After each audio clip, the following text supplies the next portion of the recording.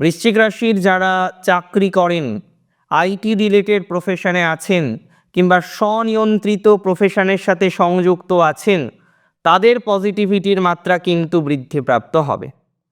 যারা দীক্ষা নিতে চাইছেন, অনেক দিন ধরেই প্রত্যাশা করেন যে দীক্ষা নেবেন, অনেক দিন ধরেই আশা রয়েছে যে দীক্ষা নিতে হবে, কিন্তু ভালো গুরু পাচ্ছেন না, পছন্দের গুরু আর পাওয়া যাচ্ছে না, তাদের ক্ষেত্রে কিন্তু উন্নতির জায়গা রয়েছে। তবে আমি একটা কথা বলি, কিছু কিছু জিনিস পরিত্যাগ করতে হবে। পরিত্যাগেই কিছু কিছু ভালো ফল আসবে, যার মধ্যে হচ্ছে কিছু রিলেশনশিপ, কিছু টক্সিক রিলেশনশিপ বৃশ্চিকের আছে।